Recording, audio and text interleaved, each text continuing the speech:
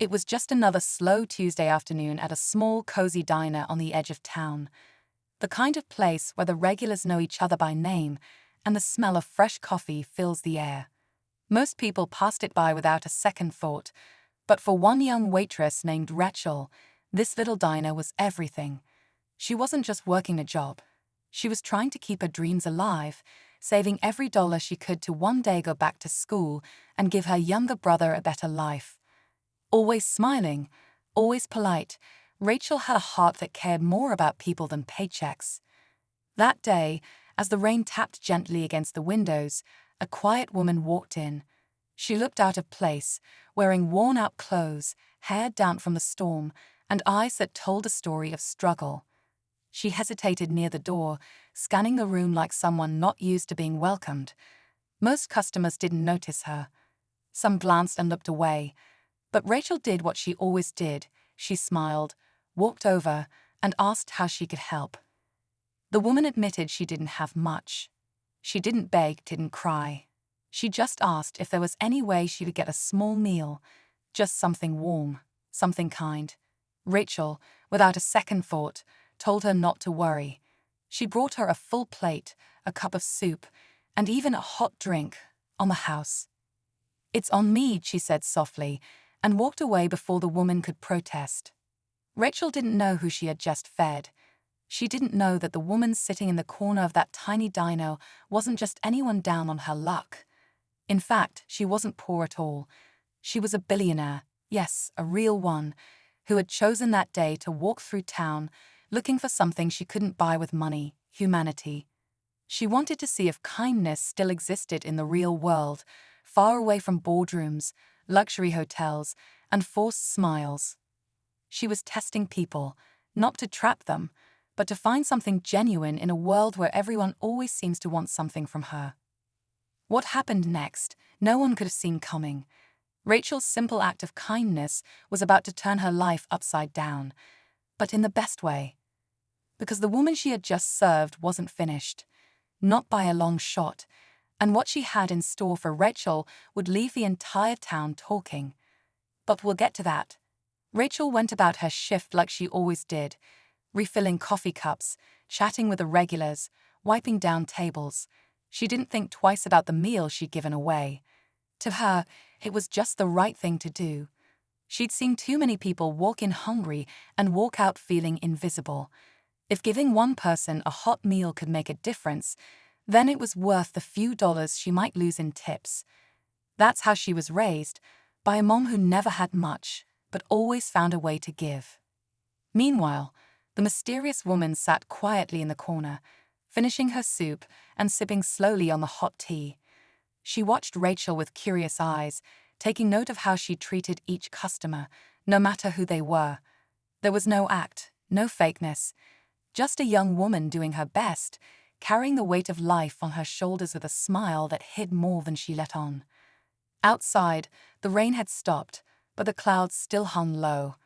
The woman paid for a second drink, thanked Rachel again, and left just as quietly as she came in. No big reveal, no dramatic scene, just a nod and a soft "take care." But Rachel noticed something strange when she went to clear the table. Along with the empty dishes was a small note tucked under the teacup. Just a short message written in neat handwriting.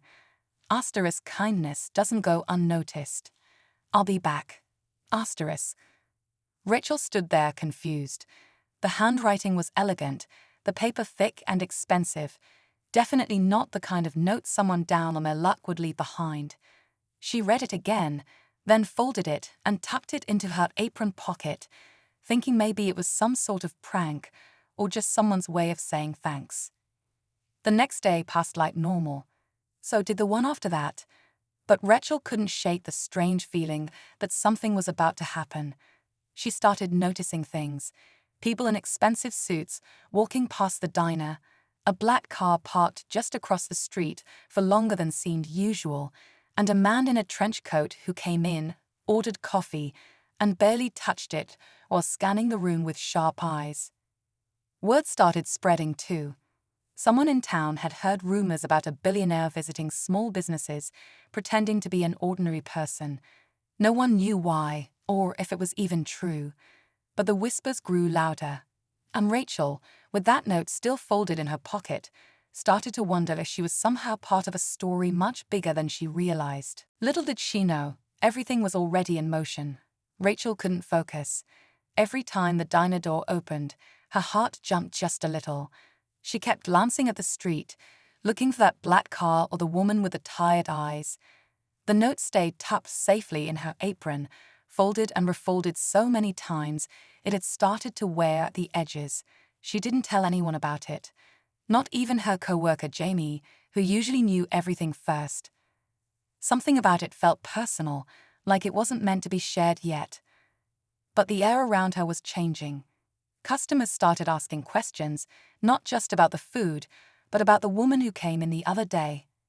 Had anyone seen her again? Who was she? Why did someone say she was connected to a billionaire foundation? No one could prove anything, but the small town had never needed facts to spin a good story. Then one evening, a man in his 40s came in, well-dressed, polite, and clearly not from around there. He asked to speak with Rachel by name, said he was just passing through, and had heard about her kindness. The way he spoke, but he already knew more than he let on, sent a chill through her. He introduced himself as Mr. Dawson, but offered no first name. He asked her questions, innocent ones at first. Where she was from, what her dreams were, why she worked so hard for so little. Rachel tried to be polite, but something about the conversation felt rehearsed, like she was being studied.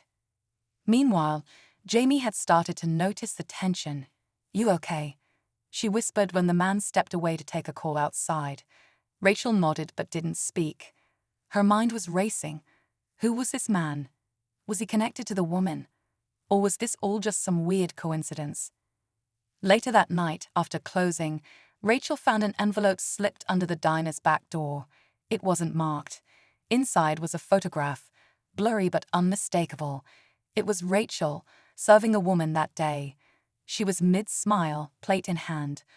On the back of the photo, one sentence was written in the same handwriting as before, *, everything matters.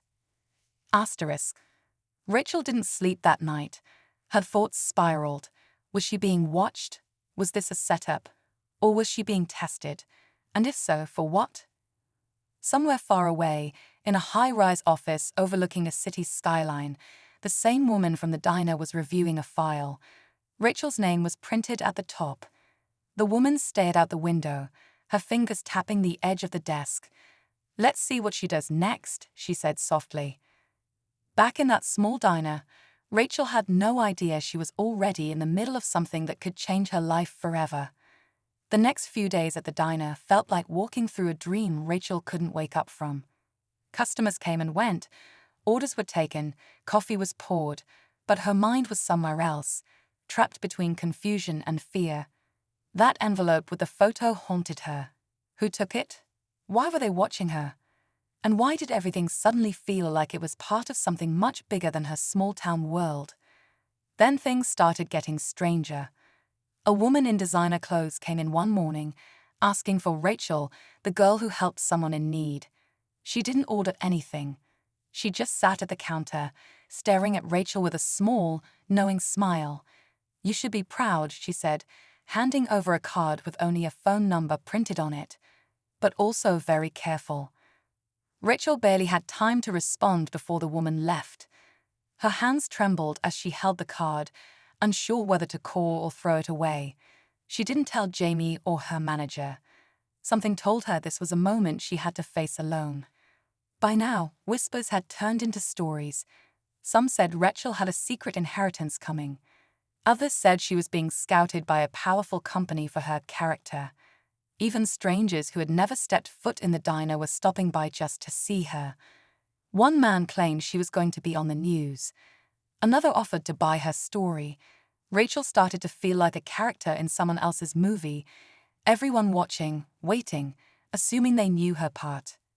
And then, just as everything was reaching a boil, she came back. The woman from that rainy afternoon walked into the diner like it was the most ordinary thing in the world. This time, she wasn't wearing old clothes. She was dressed in a crisp white blouse, tailored pants, and her presence alone made the whole room fall silent. Rachel's breath caught in her throat as their eyes met. It was her, no doubt. But the tired woman from before was gone. This version stood tall, calm, and quietly powerful. Without a word, she walked to the same corner booth, sat down, and folded her hands on the table. Rachel stood frozen for a moment, then slowly made her way over.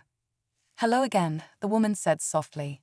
"I believe we have a few things to talk about." Everyone in the diner was watching. The air felt electric, like it could snap at any second. Rachel's heart pounded as she sat across from the woman, 1,000 questions racing through her mind. But before she could ask even one, the woman leaned in. What she said next would change everything. Rachel leaned in closer, her hands clenched under the table.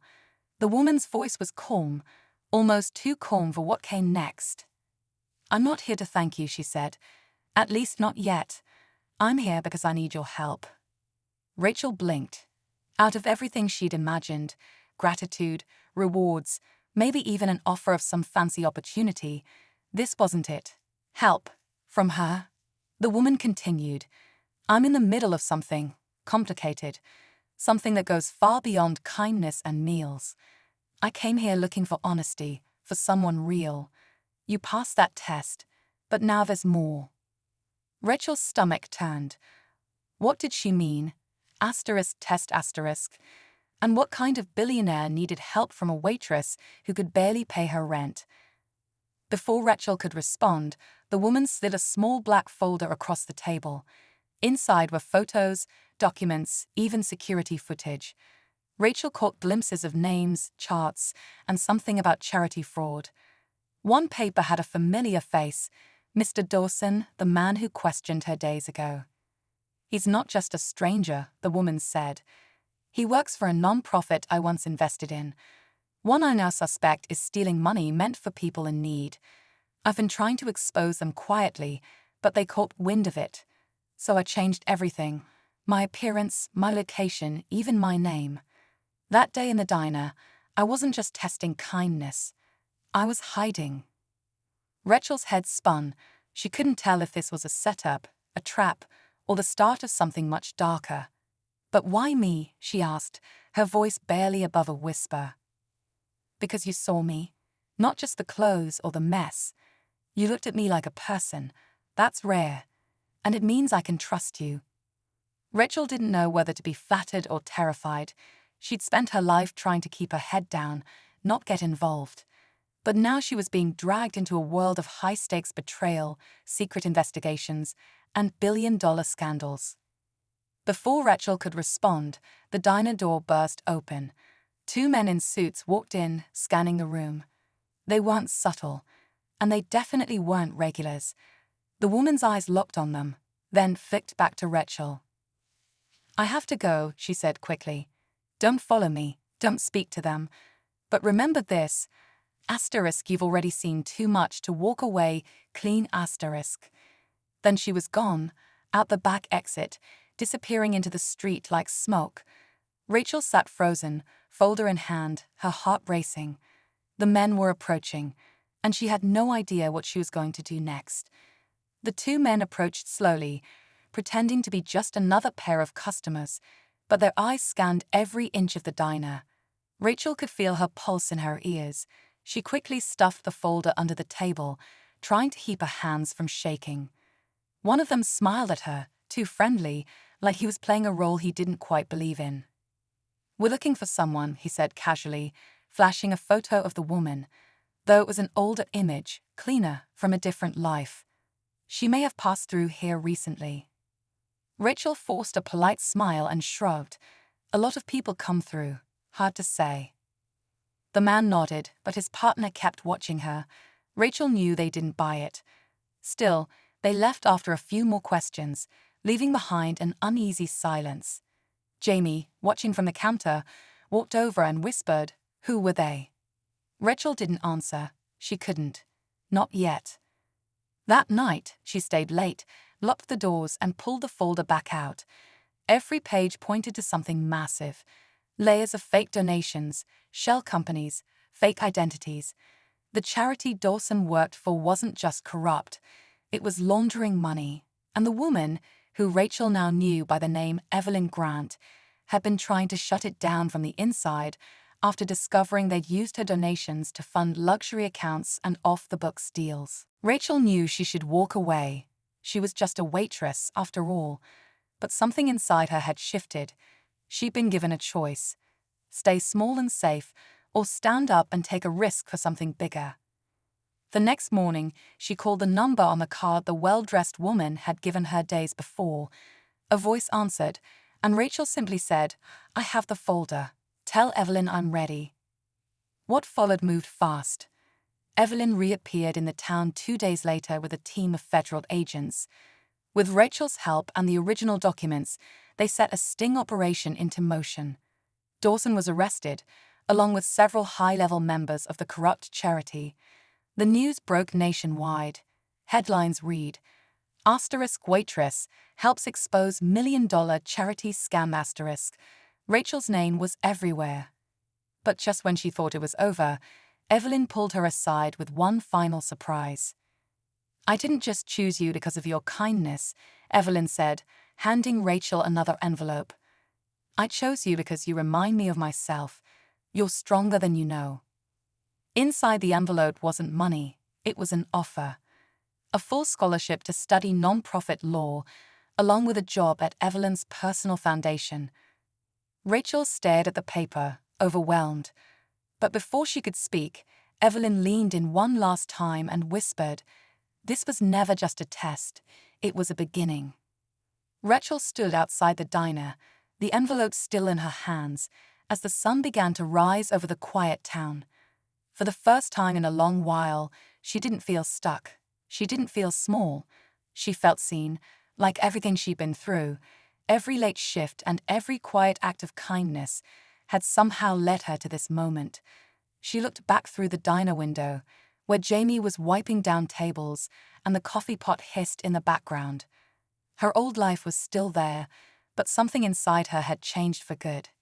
In the weeks that followed, the story spread far and wide. People came from neighboring towns just to eat at the diner where it all happened. News outlets reached out, social media lit up, and Rachel found herself suddenly recognized by strangers. But even with all the attention, she stayed grounded. She still showed up to work each day, still smiled at every customer, still poured coffee like nothing had changed, because for Rachel, it wasn't about fame, it was about purpose. Evelyn kept her promise. Rachel was enrolled in school within a month, studying non-profit law with full financial support. She would learn how to protect the kind of causes she had always cared about, from food banks to shelters, places she had once needed herself. And in her free time, she began helping Evelyn's foundation vet organizations to ensure they were honest and transparent. The town, once sleepy and overlooked, had changed too. People talked more about helping each other. A local paper ran a column on small acts of kindness. A few of the regulars even started paying forward coffee for strangers. It was as if Rachel's one small gesture had created a ripple that just kept spreading. One evening, long after the crowds had stopped and life had gone back to a quieter pace, Rachel returned to the booth where it all began. She sat alone with a cup of tea and pulled out the note Evelyn had left her that first day. Kindness doesn't go unnoticed. It meant something different to her now. Not just a sweet message, but a reminder that no action is too small, that even when no one is watching, who you are still matters. Rachel smiled, folded the note, and placed it back in her pocket. She stood up, ready for whatever came next, not because she had everything figured out, but because she finally believed that she could make a difference. And somewhere out there, Evelyn was watching, not as a billionaire, not as a test, but as someone who had seen a spark of light in a small-town waitress and helped her see it too.